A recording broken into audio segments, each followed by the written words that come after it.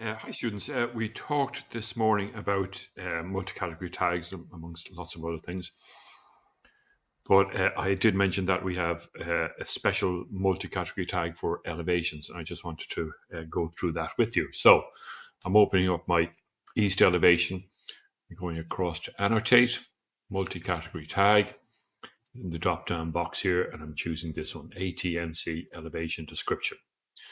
Okay, now let's take a look and see what is happening here. First of all, it's free end, and I put our arrow filled 20-degree onto this as well. Okay. Now, so what I've got here at the end of my tag is, you'll recognize that that is the wall type mark. So if I pick that, and I'm going to bring it into the family of this multi-category tag, what we have here is a label. And if I edit that label, it brings me into here. And so basically what these are fields, are parameters, if you like. And I can shift them from here into that label, or I can create a separate label. Now, what they are is that they're little questions. So this question goes into the Revit database and extracts, if the information is there, it extracts it, and it means that we can visualize it as per the tag here. So it's gone in. I've asked it to go and find the type mark, if the type mark is there, and report back in the type mark. Now, you can see what's missing is the description of the finish on the wall here.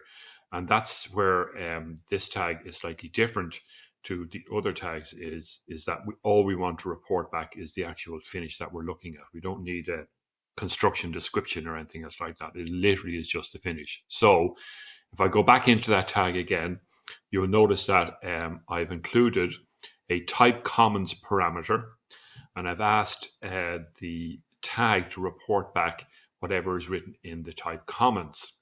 Okay, so I'm going to pick that wall, all right, and I'm going to go into the type properties and down to the ID data, and you can see type comments here. So what I'm going to do is I'm going to put in a note. Selected brick to specification. All right, so that's my note in the type comments. I'll go apply and OK.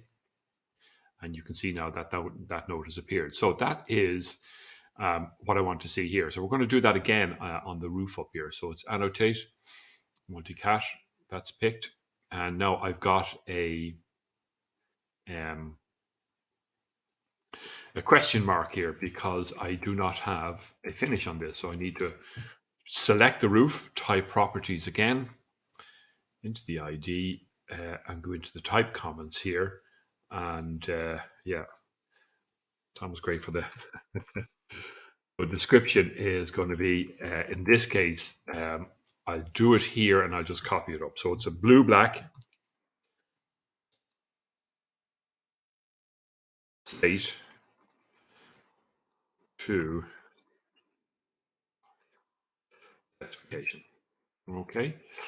And then I'm going to copy that. Now, again, I can't do this because that is just the finish, right? And I can put it into here and in my type mark.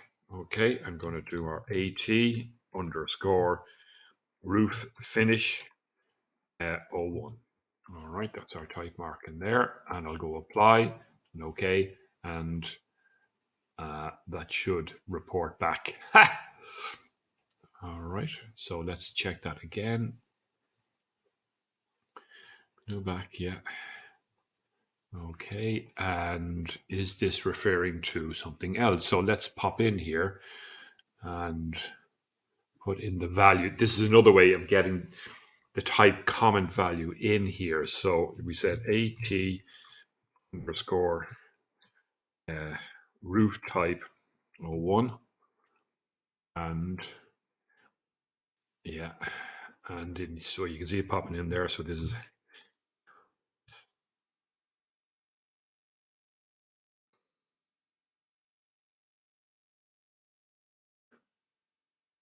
to specification. Okay, and it'll give me that again. Now that's popped up in there. So I have two ways to go about inserting in the note. Let's see if it's come up here. It has. See that? So I was just picking. Remember, we have two roofs there, so I was actually picking the wrong one. Let's go into the north elevation. Okay, and let's pick up on the windows here. So how would we know those? So multicat again, elevation, and again. Okay, so if I pick on that and get into the properties here, again, there's nothing in the type comments, so we're going to write in selected